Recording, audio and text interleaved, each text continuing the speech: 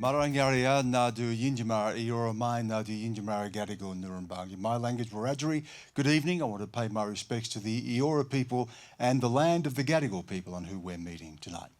Well, a year on from the start of the Russian invasion, America and its allies, including Australia, say they're standing behind Ukraine. But realistically, how long will that support last? Let's introduce our panel tonight. We're putting our questions to US State Senator Sarah McBride, who is in Australia for a major human rights conference coinciding with World Pride. Minister for Defence Industry, Pat Conroy, who has just been in Germany and the UK for discussions with defence counterparts. Ukrainian Ambassador to Australia, Vasyl Myroshnychenko. Former General Secretary of the International Trade Union Confederation, Sharan Burrow. And Professor at ANU's National Security College, George Brandis, who is also our High Commissioner to the UK. Welcome aboard. My question is, the war in the Ukraine, is there any way that it can end without one side simply backing down? Ambassador. Look, I'd like to quote President Joe Biden, who was recently in Kyiv last week, and then he later spoke in Poland and he said, freedom is priceless and it's worth fighting for. And I think that was a very good reminder of what we are there in. We're there fighting for freedom, we're there fighting for our sovereignty, and for us it's an existential war. So that for us, we don't really have any other option. It's interesting you say that because Putin's also framing this as an existential war. He says this is a war to erase Russia. Does that mean that this is a war that is going to continue for some time? Well, he got into this, and it's very difficult for him to get out because he declared an objective of taking over Ukraine, and he is not succeeding.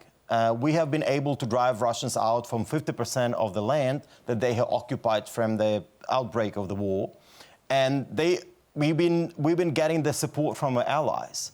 And what is important at this stage is, of course, how we can sustain that support for Ukraine. So, as we know, any kind of support must be substantive, comprehensive, and consistent. And if last year was for us to defend the country, this year it's about actually making sure that we can win. So what's important that support must be coming and must be goal-oriented in this respect. And I have to say that Ukraine and providing military equipment to Ukraine has bipartisan support in the Australian Parliament. And this is very important to have it. I'll just go to Pat Conroy on that. How long does this support continue? We know that once conflicts begin, and we're talking about 1 year since the invasion, but we can go back to 2014, can't we, Ambassador, for as long as this conflict has been continuing in some form in Ukraine. So how long does Australia's support continue? Stan, we'll be there as long as we're needed. That's the simple answer, but it's the truth. I've just come back from the Munich Security Conference, and the commitment from European, North American and the Australian ministers was paramount. If we draw this back to base principles, we stand opposed to an unprovoked, illegal and completely unprincipled invasion of a country. That invasion conducted by a member of the UN Security Council armed with nuclear weapons. So the attack on Ukraine was an attack on the international rules-based order, which Australia relies on to survive. We're a medium-sized country. The only way our security is guaranteed is everyone follows the international rules. And that's why we're there supporting the people of Ukraine in their brave struggle. That's why our bipartisan commitment has been to over $500 million worth of military assistance. That's why there's 70 Australian Defence Force personnel training Ukrainian soldiers right now in the United Kingdom. I talked to the Deputy Prime Minister, the Minister for Defence, about this last week, and he visited the trainers and the soldiers, and he was visibly moved, talking about the fact that he was watching Ukrainians who 3-4 weeks ago were civilians being trained to defend their motherland. And that's just remarkably moving for us. We should be proud of our contribution. We will be there as long as it takes, because this struggle is not just Ukraine versus Russia. It's a struggle for international rules-based order, freedom and freedom from aggression. Senator McBride,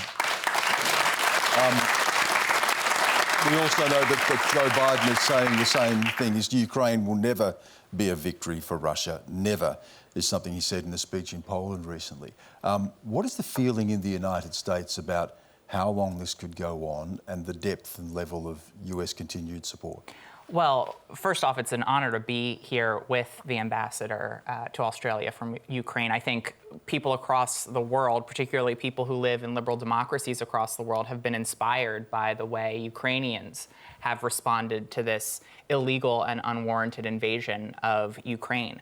I think in the United States, the people within our country are committed to continuing to support the Ukrainian government in repelling Vladimir Putin's invasion. And I think it's really important to note, to the original question, that Vladimir Putin claiming that this is a war to protect Russia is propaganda, plain and simple. The president would call it malarkey. The reality is that if Ukrainian troops give up, that is the end of Ukraine as we know it. If Russian troops give up, they just go home. And so we have to reject the repeated propaganda by Putin that there is some sort of existential threat that Russia was facing from NATO or the West. That is just not true. George Brandis, to go back to Jamie's question, which was that what does an end look like if one side doesn't back down? What does an end to this conflict look like? What would bring about an end to the war? I think there are a number of potential scenarios that one can imagine. But there's really only one acceptable scenario, and that is that Russian forces be repelled from the occupation of Ukraine. Now, I mean, I agree with every word that Pat said. It's important from Australia's point of view that there was an absolutely seamless transition at the time of the election last year from Scott Morrison's early and strong support for Ukraine to Anthony Albanese's equally strong support for Ukraine. Both sides of politics in Australia have read this the same, and they have both read it right. And as Pat said, I mean, this is not just about Ukraine. This is the great threat in our generation to the international rules-based order. It's also a threat to the peace and stability of Europe by many orders of magnitude, the most extensive European land conflict since the Second World War. So there is only one acceptable outcome, even if it takes a long time, and it may, and that is for Russian forces to be driven from Ukraine.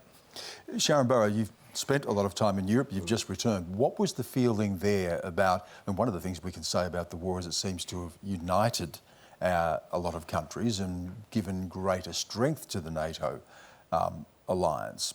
What was the sense there about how long this could go on and what Putin ultimately may be prepared to do for victory? So the invasion sent shockwaves across Europe, I think around the world, but being in Europe and speaking at the very first peace rally, I can tell you that, you know, people were literally in shock. Europe, of course, was essentially a peace project. It was about bringing people together. It was about establishing territorial sovereignty, yes, but security more than that, within a rules-based order. And so the people there in Europe were initially shocked, but now fearful. If you go to those bordering countries, and I've travelled through most of them, you've not only got about 8 million refugees now, I haven't looked at the latest count, Ambassador, you've got, you know, incredible numbers of displaced people. The solidarity's been extraordinary, helping all of the organisations and the government, but our trade unions in the Ukraine, to actually look after those displaced people. But now it's economic. The shocks have become economic, and they're now social. As, you know, the impact of inflation, global inflation rises, the energy prices are unbelievable.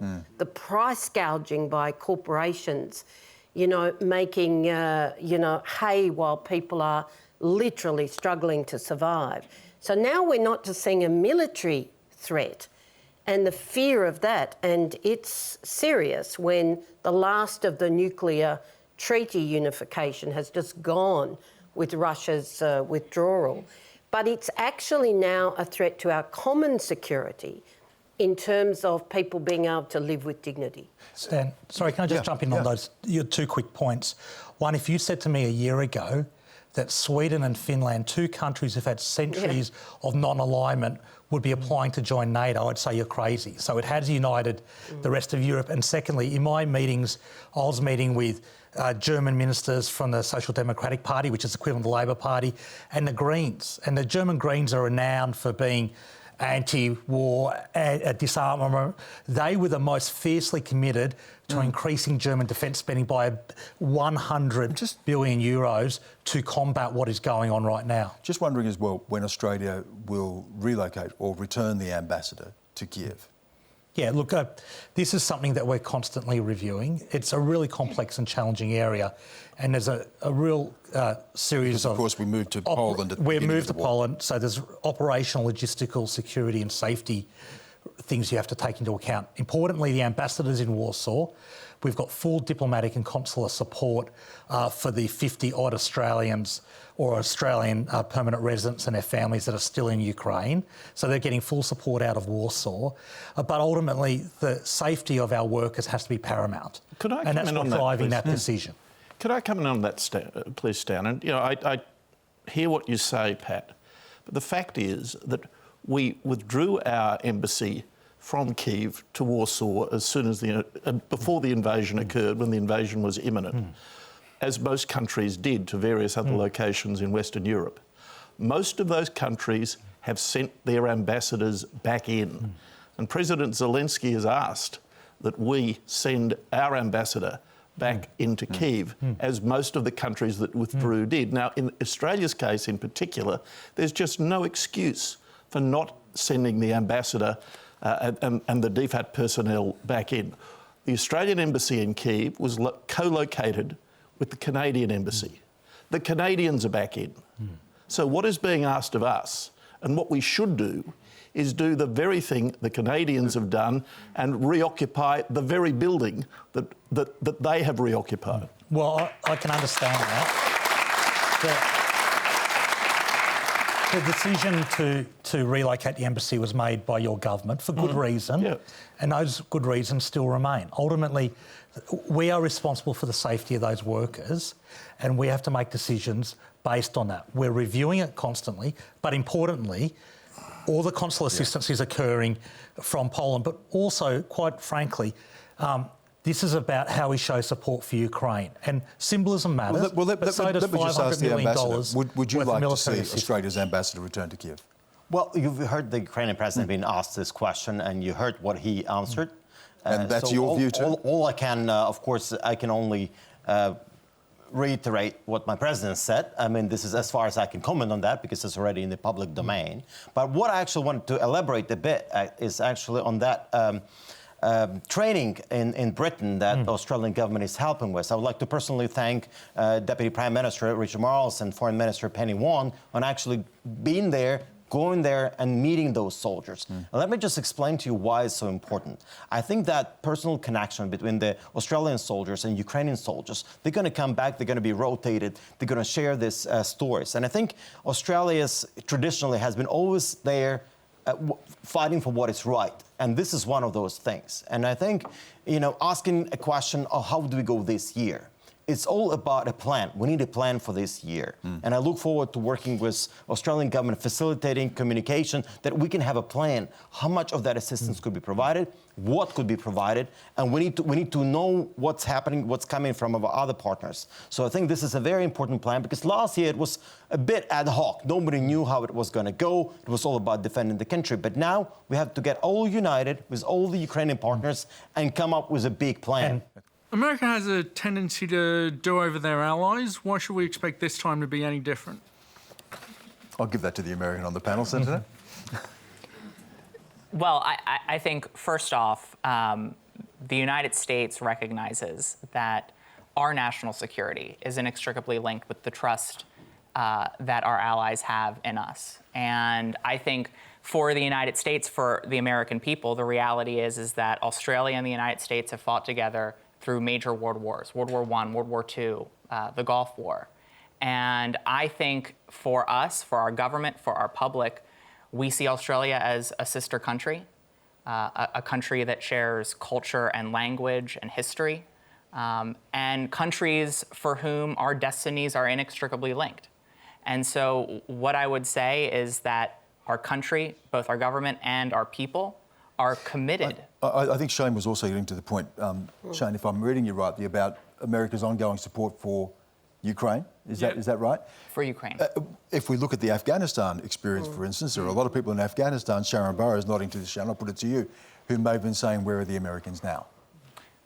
Well, mistakes have been made by many nations, including, of course, the US, around foreign policy initiatives. And as somebody who, spent a sleepless set of weeks trying to get people out of Afghanistan, I don't personally believe that the speed and the haste and the lack of security for Afghanistan people, particularly women.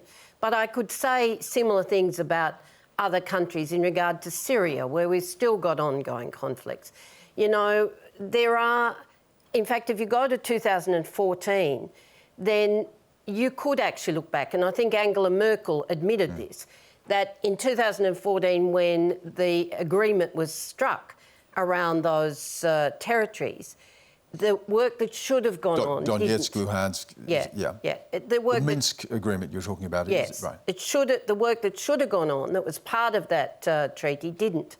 And so, in that context, yes, you can look at foreign policy mistakes, but can I say, it's now intractable. And as somebody who has had members in Russia, fantastically brave members in Ukraine, who I'm very proud of, even though I've just stepped down from my former role, they're still part of the family I love, then I can tell you that this is intractable. Anybody who's met Putin, sat down with him... Which you have? Yeah, several times. Do you want to share that experience with us? Well, you could glean from that, at least. I've met Putin a number of times, and I would have said there was narcissism there for sure.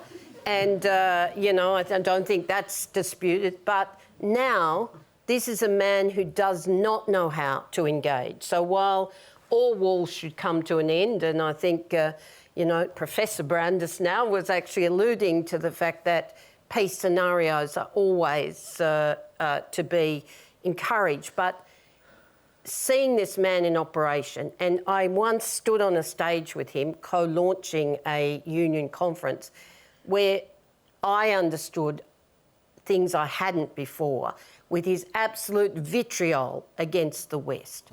Now, you can debate whether some of those things are right or wrong, but the vitriol was visceral in hatred. So while none of us could have predicted the invasion until those few months before, nevertheless, this is not a man who's going to back down while ever he's in power. And it's really a threat to the freedom, the democracy, the systems that we all care about. I'll just say, and I appreciate the clarification on the question because I heard us, so I assumed you were talking about Australia. I think one of the important notes that I want to make sure I stress here is that Afghanistan, after 20 years, did not have a government that was able to govern its country, that it was able to amass the kind of power, monopoly on violence to be able to maintain the peace. And after 20 years of U.S. intervention there, the reality was nothing was going to change. Whereas what we have seen already in Ukraine and what we continue to see is not only a people that are standing up to Vladimir Putin, but a government that is fully capable of governing the nation, of not just repelling and protecting the people, but of actually maintaining the peace when peace does come. That may also be an argument for staying in Afghanistan, isn't it, to protect people because they don't have a government to protect them? Well, I think at the end of the day, the reality is that nothing was going to change. And so I think the president made a prudent decision to say, we have to be responsible about where we're exercising American intervention. And in this case, the circumstances on the ground just did not call for us to Let's go quickly to the ambassador on that. Yeah. So, elaborate on the 2014. This is exactly what has happened. Putin invaded Ukraine, grabbed Crimea, occupied parts of Donetsk and Luhansk, and the reaction was pretty weak. Sanctions were imposed, but they were not strong enough. European countries continued trading with Russia, building and finishing the pipelines to supply gas. The leverage was growing. And in a way, Putin figured that if he could do it, and he was allowed to do it, he can probably go and invade Ukraine entirely. Get it done in 3 days, and everybody's just going to accept it. What he didn't actually expect, well, he didn't expect that huge resistance coming from Ukraine and the resilience and unity of the West in helping Ukraine. What he's now betting on is actually for you to get tired of that, tired of war, volatility on the commodity markets, surging prices for gas and whatnot, and everybody will get tired and will say, oh, sit down, we have to come up to some sort of solution. But there could be only one solution. That solution should be on Ukrainian terms, and that solution should respect full sovereignty of Ukraine. That's the solution we are looking for. Hi there. Hi. As someone who has many trans friends, it is very heartening to see someone who is able to live their truth and is doing so much to ensure the safety and rights of trans people. What are some of the challenges you faced in getting to this position, and what more do you think needs to be done? Sure. Well, first off, thank you for those incredibly kind comments.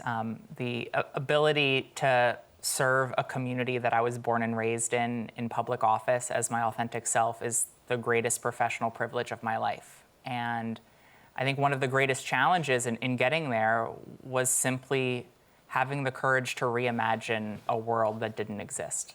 They say it's hard to be what you can't see. And as a young person, the idea that a trans person could serve in public office seemed so impossible to me that it was almost incomprehensible. And so I am incredibly grateful that I've had the opportunity to not only witness that kind of change firsthand, but to be able to live it. Unfortunately, though, my experience remains unique for trans people, not just in the United States, but around the world. And the work of the LGBTQ movement, the work that we're recommitting ourselves here at World Pride to in Sydney this week, is the work to ensure that no matter where you live, no matter who you love, no matter what gender you identify with, that you can live your truth and dream big dreams all at the same time. Right now in the United States, we are facing an exceptional backlash to the progress that we've made on LGBTQ rights writ large, but specifically on trans rights. I think one of the challenges that people have when we're talking about transgender people is that most people who aren't trans don't know what it feels like to have a gender identity that differs from your sex assigned at birth. When we're talking about sexual orientation, most people understand what it feels like to love and to lust, and so they're able to enter into that conversation with an analogous experience. And for me, the closest thing that I could compare being trans and in the closet to was just a constant feeling of homesickness. And fortunately, I was able to alleviate that homesickness. I was able to find home in myself and in my soul. But what I think we're here at World Pride recognizing is that as much as we can find home in ourselves, we still yearn for a home in our physical world where we can be loved and embraced as who we are. And this backlash that's occurring is really targeting, in particular, transgender young people. And across the country, particularly in states that are controlled by Republican politicians, they have decided to score political points on the backs of vulnerable young people. It is cruel, it is unconscionable, and it is dangerous. Lives are literally on the line right now. But for me, what gives me hope in this moment as we continue to face those attacks is that the story of the LGBTQ community around the world is the story of people opening hearts and changing minds, even in the face of hatred, of building movements and structures in the face of unimaginable loss through the HIV and AIDS epidemic, of having conversations in the United States and here in Australia when marriage equality was on the ballot here and before the Supreme Court in the United States that laid the foundation for marriage equality in both of our nations, something that would have seemed impossible decades before. And so what I have learned is that every single time they come for us, we end up growing stronger. And I know that in my lifetime, we will continue to move equality forward and we will beat this backlash because the moment they come for us, the moment they start this conversation, it might work politically for a brief period of time. But once people start to make the connection between a vulnerable community and humanity, it ends up starting the clock on the effectiveness of that politics. And they end up sowing the seeds of the destruction of the politics of hate that they seek to implement. And so I am hopeful. I'm hopeful because of the change I've witnessed and experienced, but I'm more hopeful because of the community that I'm a part of that has continued to turn pain into progress. Good evening, everybody. I have a question concerning spying. And there was recently detected a spy hive, Russian spy hive in Australia. And this detection was done by ASIO, the Australian Security Service.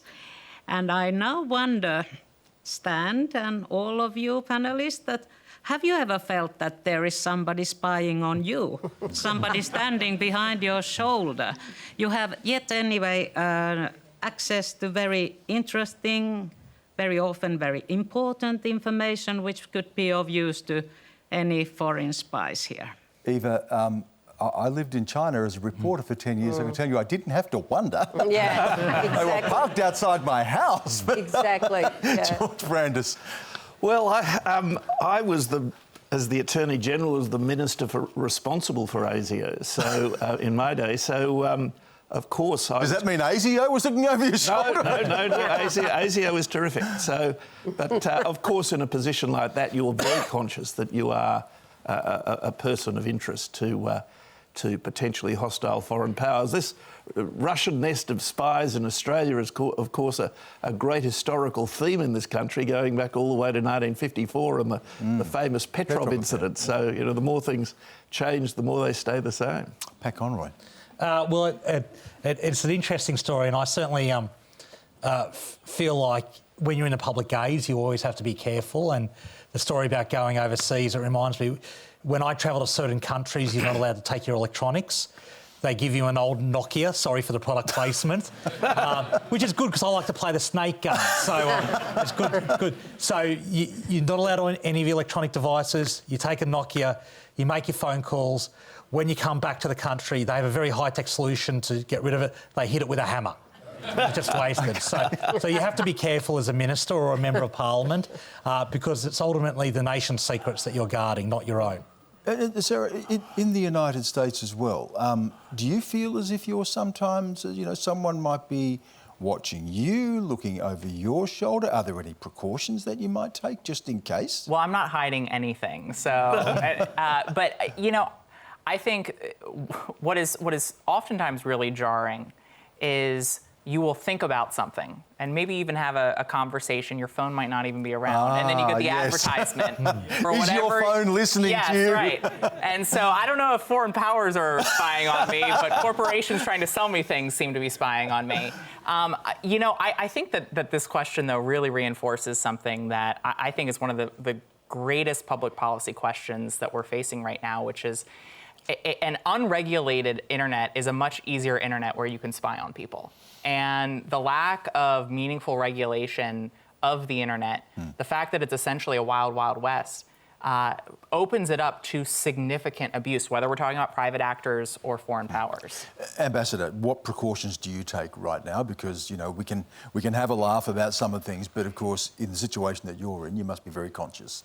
Yeah, absolutely. I take my personal safety and security very seriously, especially in the role that I am. But generally, spycraft has changed with the technology. And in today's world, we see how technology could be used for a good purpose, could be used for a bad purpose, for different ways. But I think what's important, we see a lot of that increasing activity of this malign foreign influence where actually countries like Russia can undermine democracy. They know how to do it. They exploit your weaknesses. They know how to use freedom of speech to push their narratives and to push their propaganda. They can undermine, they can hack your Medicom system and release private information on people. They can hack your telecommunications. And this cybersecurity and cyber threats are big, but it could be, very pernicious impact of how you could be undermined through that malign foreign influence and how Russia is actually doing it. Sharan. But it's not just Russia. I mean, I think all nations use the technology, and before the technology, I mean, for those of us who are old enough to have been anti-Vietnam War activists, I think ASIO had files on many of us. You can't have So been... you expect they had one Oh, on you? I'm sure. Although I was very young in those days, so maybe I escaped the worst of it.